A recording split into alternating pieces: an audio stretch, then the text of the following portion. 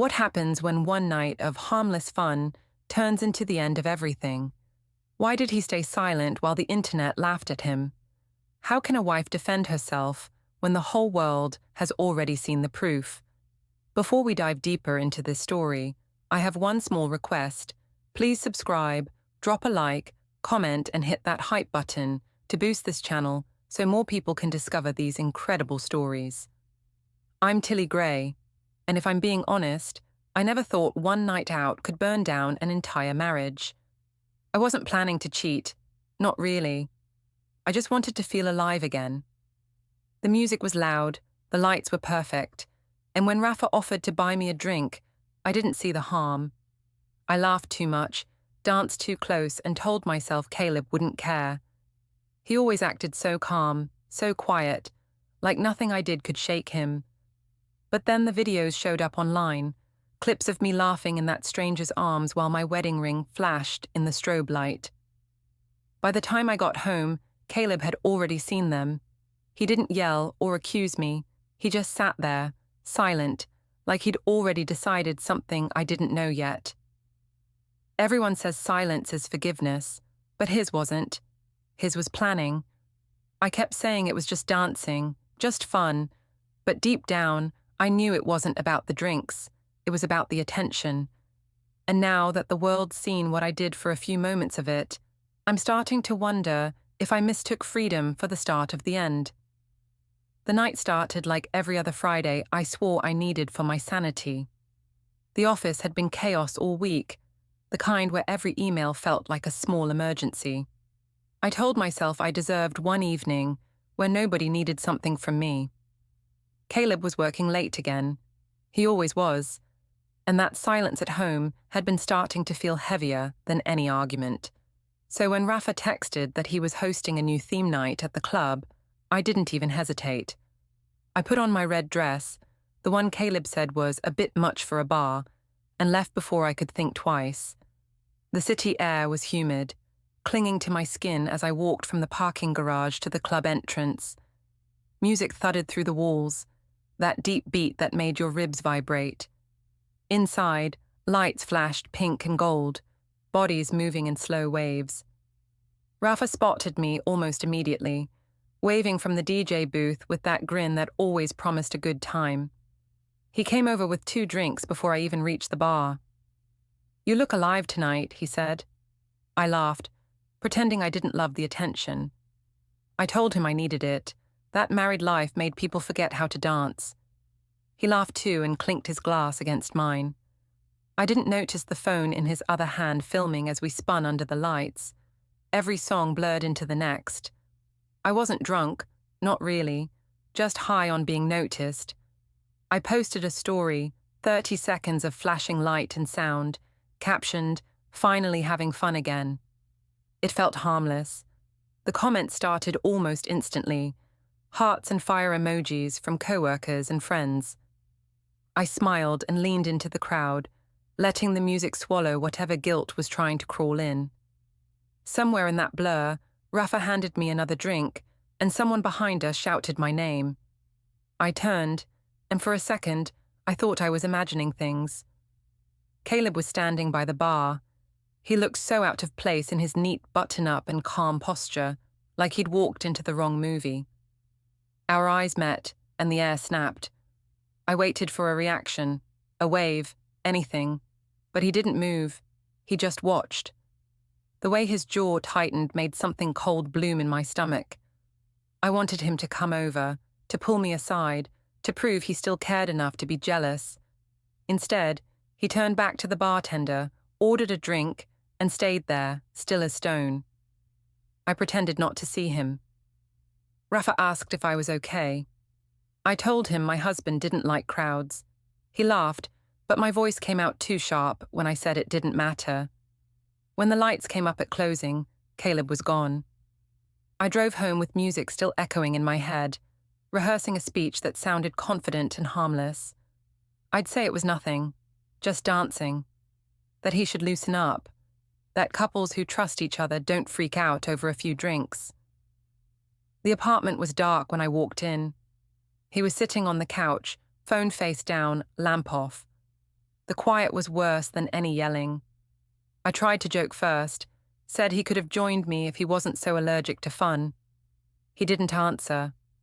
I could barely see him, but I knew his eyes were open. I told him he was being ridiculous. Still nothing. Finally he stood, took his empty mug from the coffee table and walked into the kitchen. The sound of ceramic on counter felt like a door slamming. I followed, trying to sound casual. "You're really not going to say anything?" I asked. He rinsed the mug and set it upside down next to mine, perfect symmetry. "What's there to say?" he said quietly. I told him not to make this dramatic. He said he wasn't the one performing. That line made my skin prickle. I told him people record everything now, that it didn't mean anything. He nodded once, turned off the kitchen light, and went to the guest room. The click of that lock echoed for a long time after. The next morning, the apartment looked spotless. His side of the bed smooth, no indent where he'd slept. I made coffee, poured it into both mugs out of habit, and waited for him to come out. He didn't. The guest room door stayed closed. I checked my phone, hundreds of likes on the clip from last night. "You looked amazing, girl," one comment read. "Your husband must be so proud." I laughed out loud at that one, though my throat felt tight. I screenshotted it and sent it to Cora with a joking caption, "Tell that to Mr. Moody." She replied with laughing emojis and said, "Men hate seeing women have fun." I wanted to believe that. When I finally left for work, Caleb was gone. The kitchen counter was empty except for his mug, washed and turned upside down again. The precision of it irritated me. I told myself he was sulking, that he'd come around after work like always. At the office, everyone had already seen the video. Nate from marketing called across the floor, asking if I was secretly famous now. I laughed along, told them Caleb was fine with it. "He knows it's just a club thing," I said. My voice wobbled, but no one noticed. People love confidence. They don't look too close at cracks. By lunchtime, I was refreshing the post every few minutes. Someone had clipped a slower part of the video, the moment Rafa leaned in and whispered something in my ear. It looked more intimate than it was. The caption read, "Married but still got it." I told myself not to care. It was just internet noise. But when I saw Caleb's profile among the viewers, a wave of heat flushed through me. He didn't like or comment, but I knew he'd watched. That evening, he came home at his usual time. I tried to act normal, set the table, asked about his day. He didn't answer right away. Instead, he opened the drawer by the fridge, took out a small notebook, and wrote something down. I asked what he was doing. He said, "Noting things." I laughed, said he sounded like a detective. He didn't smile. He closed the notebook and said, "Some things are worth remembering." The calm in his voice unnerved me more than shouting ever could. I told him to stop keeping score. He said he wasn't. He was keeping records. After dinner, he went back to the guest room. I scrolled through comments again, trying to convince myself this was all harmless, that he'd eventually laugh about it. Instead, I kept seeing my own smile frozen under club lights, the way Rafa's hand had brushed my arm, the quick flash of my ring. It didn't look like fun anymore. It looked like proof. I closed the app, deleted the clip, and told myself it would all blow over. But the silence in the apartment said otherwise. Caleb's quiet wasn't retreat anymore. It was something being built, piece by piece, behind that locked door. I told myself I didn't care, but every time the printer hummed at night, I felt my stomach drop a little lower. Monday morning started with whispers before I even reached my desk. The office had that hum it gets when gossip finds something new to feed on. I felt it before I saw it. People smiling too long when I passed, the quick shift of eyes toward phones. When I opened my laptop, the first thing I saw was a link from Nate. "You're officially trending," his message said. I clicked before I could stop myself. Someone had stitched together the club video with the brunch moment from a few weeks ago, where Caleb and I had argued about date nights. The caption read, When you glow up but your man stays boring. Thousands of likes, hundreds of comments.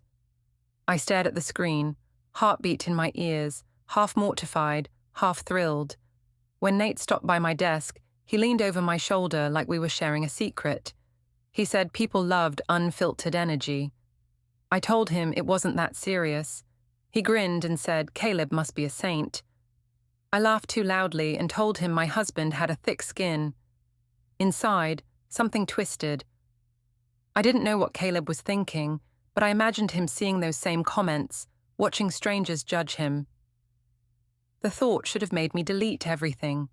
Instead, I replied to one of the nicer comments. Just a fun night out, no drama here.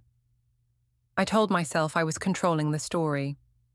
Around noon, Cora came by with her salad bowl, and that pitying smile she gets when she's about to scold me gently. She said maybe I should take the video down before things snowball. I told her people were just jealous. She asked if Caleb had seen it. I said he wasn't the type to check social media. She raised an eyebrow and said, "He's married to you, of course he's seen it." I rolled my eyes, said she was being dramatic and changed the subject. But when I glanced at my phone again, my stomach tightened. A new comment read, "Her husband looked like a ghost at that bar." I got home early that night, thinking maybe I could fix things before he did.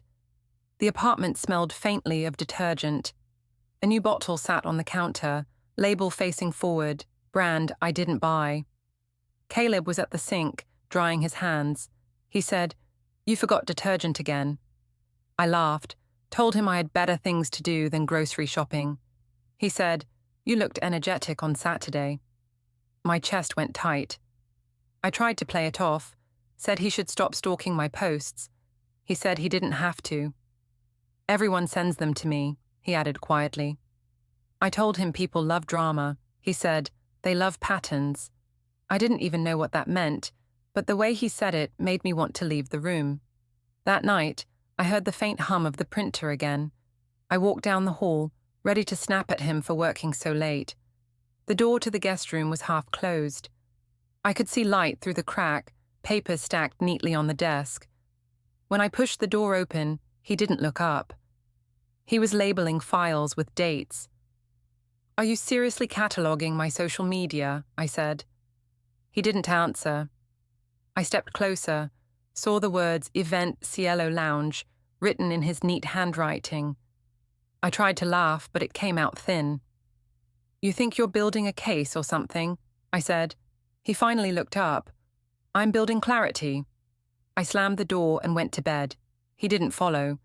In the dark, I scrolled through the clip again. The sound of my own laugh grated against me now. I muted it and kept watching anyway.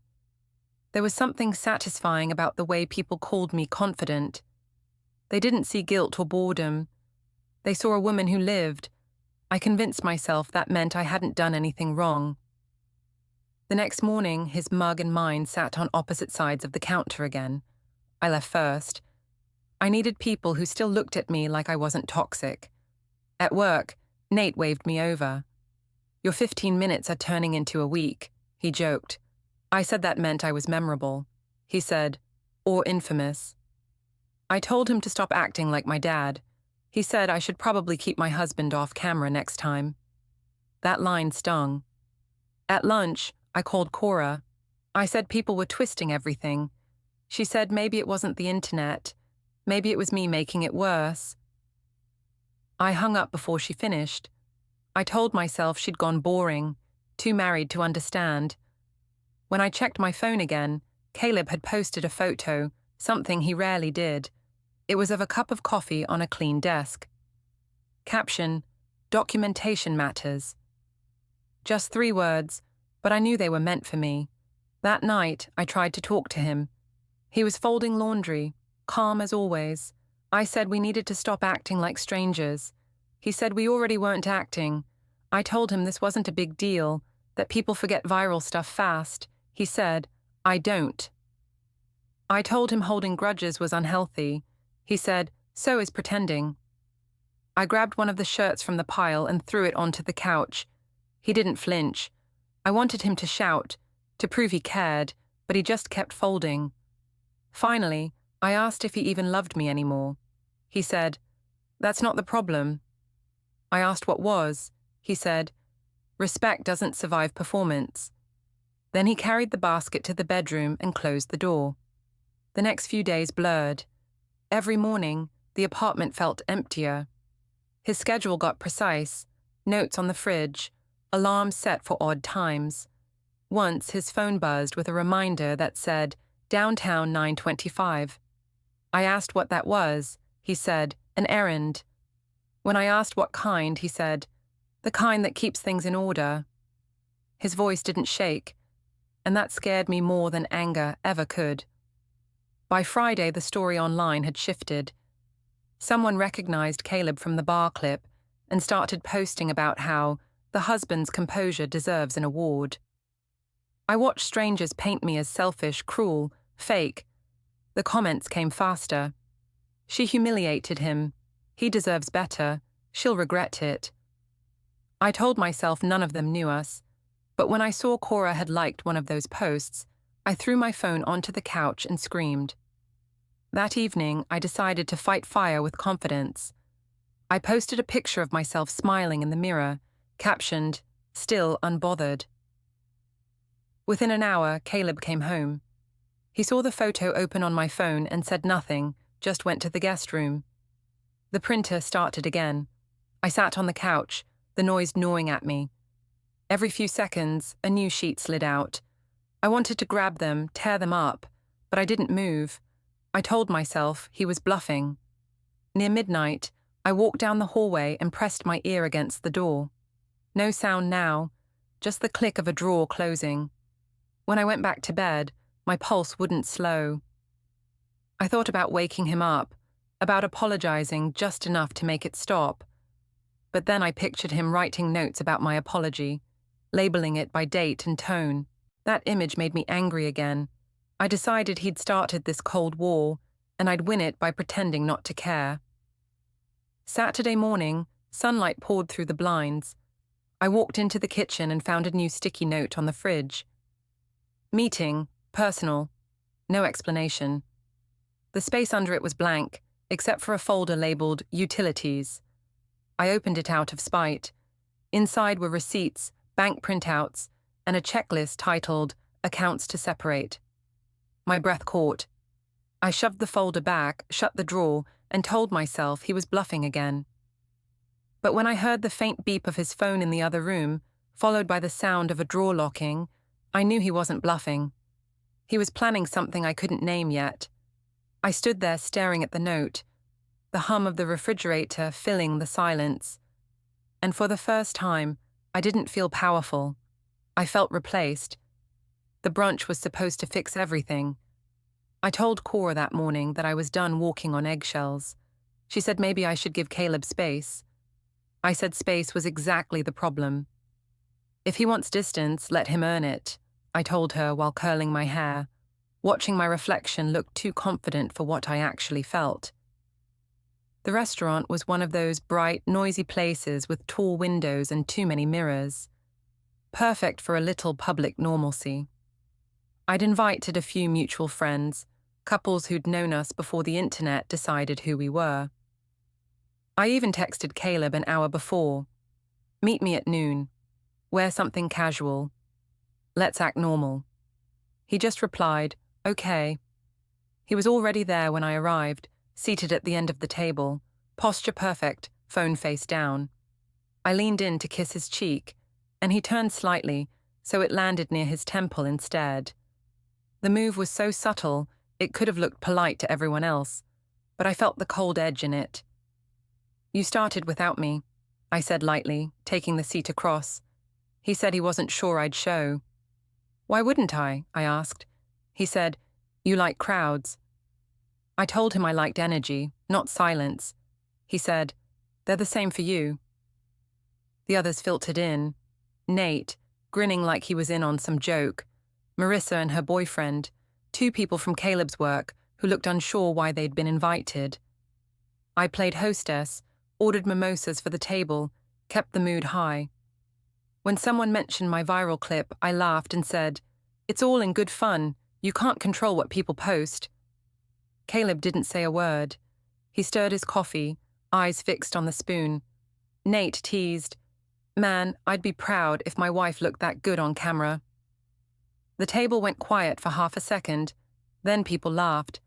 I laughed too loud. Caleb looked up and said, "Pride isn't the word I'd use." My throat tightened. I asked him what word he'd prefer. He said, "Documented." I tried to make it a joke. What, like a museum exhibit? But his gaze didn't move. The waitress arrived with pancakes, saving me for a moment. I used the distraction to post a photo of the group captioned, "Brunch Squad, no drama." It felt like an act of defiance. Within minutes, hearts began to roll in. I smiled at my phone, proof that people still liked me. Halfway through the meal, Marissa leaned in and whispered that people were staring. I glanced around and saw two girls at another table filming us. My stomach dropped. Nate waved at them and shouted, "Tag us this time." Everyone laughed again except Caleb. He set his fork down, placed his napkin on the plate, and said quietly, "You keep calling it harmless because you like the harm." I told him to stop embarrassing me. He said, "You're doing fine on your own." I stood up so fast my chair scraped the floor. "If you're going to be passive-aggressive, maybe stay home next time." He looked at me, calm as ever, and said, "Next time might not involve me." The phrase hung in the air like smoke. I grabbed my bag, said something about needing fresh air, and walked outside. Cameras followed, phones lifted. I caught my reflection in the window, lipstick too bright, eyes too wide. I looked exactly like the villain in every comment thread. Cora found me later in the parking lot, scrolling through my phone, pretending to laugh at the messages pouring in. "It's already online," she said quietly. "Someone filmed that argument." I felt dizzy. "Let them," I said. "At least it'll show he's not a saint." She looked at me with pity that felt like judgment. "You're losing control, Tilly." I told her she sounded like my mother. She said, "Maybe you need one right now." By the time I got home, the video had 500,000 views. The caption read, "When the husband's silence speaks louder than her defense." I watched it twice, hating how composed he looked. People in the comments called him graceful, patient, a real man. They called me names I won't repeat. I threw my phone onto the couch and went straight to the guest room. The door was locked, of course. "We need to talk," I shouted. No answer. "You're making me look crazy," I said. He replied calmly through the door, "You're doing that yourself." I slammed my fist against the frame, then stormed to the kitchen. His mug was spotless on the counter again. I grabbed it and hurled it into the sink. It didn't break. It just clanged and rolled to a stop. I stared at it, furious that even ceramic refused to shatter for me. When he finally emerged, I was still there, shaking. He looked at the mug, then at me. "I'm not angry," he said. "That's the problem, isn't it? You only know how to respond to anger." I told him he was condescending. He said, "No, just finished." That night, I couldn't sleep. Every few minutes, I checked my phone. The video had spread to Facebook, then to Twitter. Someone had slowed down the footage, adding dramatic music. My face froze mid-sentence, his calm eyes cutting through me. The comments under it were a mix of praise and hate, but the numbers kept growing. Every heart felt like a dagger. I texted Nate, "Delete the repost." He said, "Too late, it's everywhere." Around 2 a.m., I heard the faint sound of a drawer sliding open down the hall. I crept closer. Caleb was sitting at his desk, scanning papers into a folder. "What are you doing?" I whispered. He said, "Preparing." I asked for what? He said, "For peace." The way he said it made me want to scream. "You think you're some kind of martyr?" I said. He didn't even turn. "I think I'm tired," he answered. The next morning, sunlight poured through blinds like an interrogation lamp. He was gone before I woke up, but the fridge had a new sticky note. Errand, personal. Next to it, the folder labeled household sat slightly ajar. I told myself not to touch it again, but curiosity burned. Inside were copies of bills, bank printouts, even screenshots of my posts. I slammed it shut, heart pounding. That afternoon, Cora came by with groceries. She said I looked pale. I told her Caleb was acting insane. She asked if I'd looked at my reflection lately. I snapped at her to stop siding with him. She sighed and said, "No one's siding with anyone. We're watching something fall apart." I wanted to throw her out, but instead I cried for the first time in weeks. She hugged me like I was a child and whispered, "Fix it before he stops listening."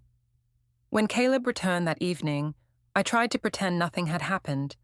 I made dinner, lit candles, poured wine. He ate in silence, checking his phone between bites. Finally, I said, "Can we please stop pretending?" He looked up, eyes calm. "Pretending what?" I said. "That this isn't fixable." He said, "It's already fixed. You just don't like the outcome." I reached across the table, grabbed his hand, and said I was sorry if things got out of hand. He looked at me for a long moment and said, "You're not sorry, you're scared." I jerked my hand back. "Scared of what?" I asked. "Paperwork?" He said, "Of silence. Because it means the story isn't yours anymore." He stood, rinsed his plate, and left the room. I sat there staring at the flickering candle until the wax ran over the edge. My phone buzzed again. Notifications stacked like warnings. Someone had posted a compilation of all my clips, calling it The Fall of Club Wife. I didn't cry this time.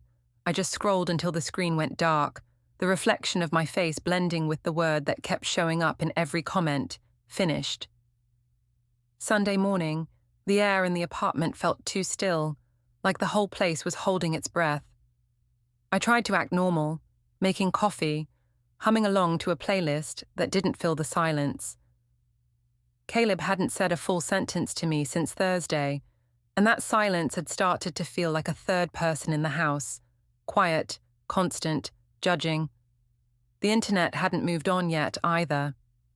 Every time I opened my phone, there was another repost, another stranger dissecting my face, calling me arrogant, careless, or worse. I wanted to delete everything, but deleting wouldn't erase what people had already saved. When Evan came over that afternoon, Caleb's nephew, who sometimes stayed with us for the weekend, he noticed right away that something was off. He asked if Uncle Caleb was mad at me. I said grown-ups just get tired sometimes. He nodded like he understood, then spent the rest of the day in the living room playing quietly with his tablet. I tried to join him, but every time I looked at the clock, I imagined Caleb somewhere making notes, labeling folders, getting ready for something I couldn't see. Around sunset, Lydia called. Her voice was calm but too formal, the way people sound when they've practiced what to say before dialing. She said Caleb had dropped by earlier to bring Evan's school photos and some other papers. He looked settled, she said. I asked what that meant. Like someone who's made peace with his decisions, she replied. I said she was being cryptic. She said, "You've always mistaken silence for weakness, Tilly." Before I could respond, she added, "You might want to check your email," and hung up. My heart started pounding before I even unlocked my phone. There were 2 unread messages from an address I didn't recognize. The first was a password reset notice for our joint bank account. The second was an automatic notification, access removed by account holder. I slammed the phone onto the counter, my hand shaking. He wouldn't. He couldn't. I tried calling him, but it went straight to voicemail. I left a message saying he'd gone too far, that he was making himself look bad. When he didn't call back, I poured another glass of wine and started rehearsing what I'd say when he finally came home. It was nearly midnight when I heard the front door unlock. I didn't even look up from the couch. "Nice of you to show up," I said. He set his keys on the table, his movements precise as always. "We need to talk," I added. "About what?" he asked quietly. I said he couldn't just shut me out of accounts like that. He said, "I didn't shut you out. I secured what's mine." I stood, furious. "What's yours? Everything here is ours." He looked at me for a long moment and said, "Not anymore." I followed him down the hallway, my voice rising. I accused him of being petty, of trying to control me by starving me out. He turned, calm as ever, and said, "No, I'm protecting myself from you." That hit harder than yelling ever could. I laughed, but it sounded strange in the quiet. "From me? You're ridiculous." He said, "You made me a joke. Now you're angry I'm writing the ending." I told him the internet would forget. He said, "Courts don't." The word courts snapped me in half for a second. "You're not serious," I said. He didn't answer, just stepped around me and went into the guest room. The lock clicked again. I pressed my ear against the door and heard the low buzz of his printer. Papers sliding out, one after another. I felt my throat close. I wanted to scream, to break the door, but instead I went back to the living room and sat on the floor. The carpet smelled faintly of the coffee I'd spilled that morning. By morning, he was gone again. The mug lineup was the same as always, his spotless, mine half full. The only new detail was a folded note by the sink that said, "Meeting, 10:30. I tore it in half, tossed it into the trash, and decided I wasn't going to let him control the story. I got dressed, did my makeup heavier than usual, and drove to Lydia's. She answered the door looking like she'd been expecting me. "He's not here," she said. "Good," I replied, "because I need to talk to you." Inside, the house smelled like lemon polish and control. I told her Caleb was trying to manipulate me, that he was freezing accounts and hiding behind paperwork. She didn't interrupt once, just listened. When I finished, she said, "You humiliated him in public. He's handling it in private." I told her she didn't know what really happened, that it was just a video. She said, "A video watched by millions. You can't undo that." I said I wasn't the only one to blame. She looked at me and said softly, "No, you're just the only one who keeps speaking." I left before she could say anything else. In the car, I checked my notifications. Another clip had surfaced. Someone had found footage from the club showing me accepting the drink from Rafa, laughing as he leaned in. The caption, "When loyalty expires at last call." My face burned. I wanted to call every person I knew and explain, but there was nothing left to explain. The internet had already made its verdict. That evening, I went home to find the apartment stripped of warmth. The picture frames were gone, the drawers half empty. His clothes still hung neatly, but a few spaces on the rack were bare. Panic surged through me. I called his phone again. No answer. Then I heard a sound from the printer. Another page sliding out. I walked into the guest room. This time, he hadn't locked it. On the desk sat a single sheet, a list titled "Follow Up." Under it were dates and times. Every one of them matched to something I'd posted, something I'd said. At the bottom, written in his small, neat handwriting, "Handled properly." I crumpled the paper, threw it across the room, and sat on the bed that no longer smelled like him. My hands wouldn't stop shaking. I told myself he was bluffing, that he'd never actually go through with anything serious. But when I glanced at his laptop screen, a single open email draft glowed. 2. Legal consultation. Confirmation of appointment. I closed it fast, heart racing. That night, I didn't sleep. I kept pacing between the rooms, telling myself I'd wake him up early and make him talk. But every creak of the floorboards reminded me how final his calmness felt. When dawn came, the apartment looked smaller, colder. His car was gone from the driveway. I walked to the window and saw the sunlight hitting the empty spot where it used to sit. A line from one of the videos replayed in my head. Someone had written, "He's too quiet to lose." I'd laughed when I first saw it. Now, it didn't sound funny. I picked up my phone and tried calling him one last time, straight to voicemail. I left a message, half sob, half demand. "We're not doing this your way, Caleb. I'm not scared of your notes or your stupid lists." I hung up and stared at the wall until my reflection in the TV screen blurred. I told myself he'd cool off like he always did, that he'd come back for the rest of his things, and we'd talk. But deep down, I already knew the truth. He wasn't cooling off this time. He was preparing to finish what I'd started, and I was finally starting to understand that his silence wasn't absence. It was the sound of the end being written in real time. It rained all morning, soft and steady, the kind of weather that made the city look half erased. I watched the drops roll down the kitchen window and tried not to think about how quiet the apartment had become. The couch cushions still had the shape of his shoulders, the mirror still reflected both toothbrushes, but everything else felt temporary, like a hotel room someone forgot to check out of. I hadn't heard from Caleb in 3 days. No calls, no texts, just an empty driveway, and the same rhythm of his absence repeating every night. I told myself he was staying at his mother's, cooling off. Lydia had always been good at convincing him I was dramatic. Maybe that was for the best. At least he was talking to someone. I tried to distract myself by cleaning, something I never did when we were fine. I found the paper he'd left on the desk, the one labeled follow-up, and shoved it into the drawer. If he wanted to play bureaucracy, he could. I just needed to remind him who he was married to. I'd always been better at winning people back in person. At noon, Cora stopped by unannounced, her coat still damp. She looked around, noticed the missing frames on the walls, and said softly, "So it's really happening?" I told her nothing was happening. She raised an eyebrow. "You think he's bluffing?" I said he just needed perspective. She sighed and set a grocery bag on the counter. "You're spinning, Tilly. He's not reacting.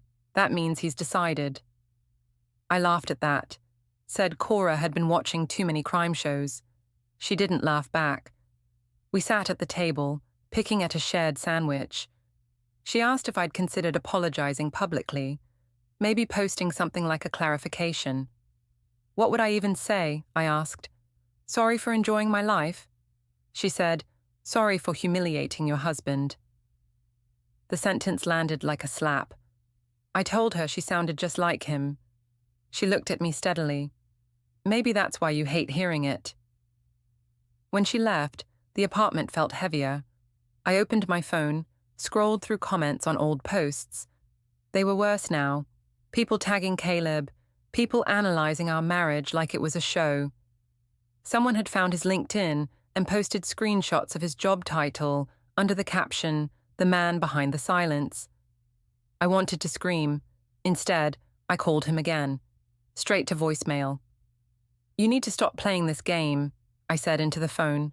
"We can fix this, but you're making it worse." I hung up before my voice cracked. An hour later, my phone buzzed with a text. For a split second, I thought it was him. But it was Lydia. "He'll be by this evening to pick up a few things. Please don't make a scene." I read it twice, the polite formality twisting into a knot in my stomach. I texted back, "He can come whenever he wants. I'm not the one hiding." When he arrived, it was nearly dark. The rain had stopped, leaving the air damp and metallic. He walked in without knocking, the key still fitting perfectly in the lock. He looked tired but not broken. I expected bitterness, maybe relief. Instead, he looked peaceful. "I thought you'd call," I said. "There wasn't anything to say," he replied. I tried to sound casual. "So this is you giving up?" He shook his head. "No, this is me handling it properly." That word again, properly. I felt my throat tighten. "You make it sound like I'm a project," I said. "I'm making sure things end cleanly," he answered. "End," I repeated, my voice sharp. "You don't get to decide when something ends." He set a folder on the counter. We both decided, just at different times. I stepped closer, desperate to pierce that calmness. "You're running away because you can't stand being embarrassed. You care more about strangers online than your wife." He met my eyes. "You cared more about strangers than your marriage first." I said he was twisting things. He said, "No, I'm untangling them." I grabbed the folder, flipped it open. Copies of bank statements, printed messages, dates highlighted in yellow. "You've been collecting this?" I asked. "I've been documenting facts," he said, "because I learned you only argue feelings." I felt something cold spread through me. You can't build a case out of feelings, I shot back. He looked at me, quiet, then said, "That's why I stopped arguing them." He started gathering clothes from the closet, methodical as always. I followed him room to room, trying to provoke some reaction. "You don't just leave 17 years like this," I said. He paused, holding a folded shirt. "You burned it in 6 minutes of footage," he said. The calmness in his tone made it worse. "Say something real," I shouted. "You're angry," he said, "and I'm finished pretending that means I should be too." I stood there shaking, words piling up with nowhere to go. "You're really doing this?" I whispered. "You think walking out will make you look noble?" He gave a faint smile, the kind that used to mean love. "It's not about looking," he said. "It's about being done." When he left, the air collapsed behind him. I sank to the floor, my hands gripping the folder. Inside, a single new paper caught my eye, an appointment card with tomorrow's date and a downtown address. My name was printed next to his. The bottom read, "Consultation, Family Division." My chest tightened. I crumpled it, then smoothed it again, as if erasing the wrinkles could undo what it meant. That night, I called Lydia again, demanded to know what he was planning. She said quietly, "He's doing everything the right way." I told her she couldn't let him blindside me. She said, "Tilly, this is what consequence looks like." I hung up and screamed into a pillow until my throat hurt. When morning came, I felt hollow. I showered, dressed in black jeans and a clean blouse, trying to look composed. If he wanted to end things, I'd make him see what he was losing. I even sprayed the perfume he used to say smelled like first dates. I texted him one last time. "We need to talk before you do anything stupid." He replied minutes later, "No more talking. I'll handle it properly." That final word again, like a verdict. I stared at the screen until it dimmed, the reflection of my face fading into the darkness. Somewhere in the distance, thunder rolled again. I spent the rest of the day pacing, waiting for something to happen. By evening, the apartment was too quiet. I noticed the smallest details, the faint scent of his cologne still in the hallway, the impression his shoes left on the mat, the mug I hadn't washed, because it felt like proof he'd been here. I kept checking the window, expecting headlights. Nothing. As night fell, I sat on the floor beside the couch, scrolling through old messages between us. His words used to sound like warmth, even in short sentences. "Home soon. Need anything? You okay?" I read them like they belonged to someone else's story. The silence around me deepened until it felt alive. For the first time, I couldn't tell if I wanted him to come back or to just send the papers and end the waiting. I fell asleep, sometime after midnight, phone clutched in my hand. In my dream, the club lights flashed again, Rafa laughing beside me, Caleb's face in the distance, still, watchful, patient. When I woke, dawn was grey and thin. A new email notification blinked on my screen. Service scheduled, Courthouse Plaza, 11 a.m. My pulse quickened. He was serious. He was really doing it. I whispered out loud, as if the empty room could answer, "You won't win." But even saying it, I didn't sound convinced. The printer across the hall clicked once, then whirred softly, like it was finishing something I hadn't started. The sound didn't stop until the final page slid out, a blank sheet, pure and cold. The plaza was brighter than I expected, all glass and noise. Reporters lingered near the steps, cameras already half raised. I kept telling myself I wasn't here to make a scene, just to talk before he filed whatever he thought would make him free. Caleb stood near the fountain, folder in hand, calm as ever. I walked up fast, heels clicking too loud on the concrete. "You can't do this here," I hissed. He said, "This is exactly where it belongs." I told him we could settle privately, that public humiliation wasn't justice. He looked at me like he was studying a reflection he no longer recognized. "You taught me about public," he said. Then a woman in a grey blazer stepped between us, calling his name. She handed him a set of papers and nodded. He turned to me, voice steady. These are filings for dissolution and temporary orders. Custody provisions start today. My throat closed. People had started filming. I saw phones rise like a wave. I whispered that he was ruining both of us. He said quietly, "No, just finishing it properly."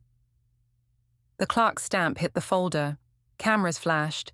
The sound was final, sharp, clean. Then everything went silent.